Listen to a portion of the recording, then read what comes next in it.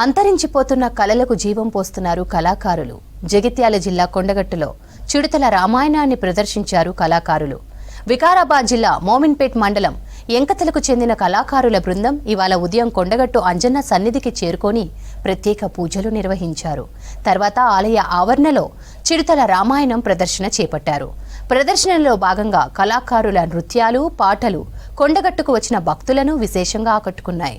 2 గంటల పాటు వారి ఆటపాటలతో భక్తులను అలరించారు.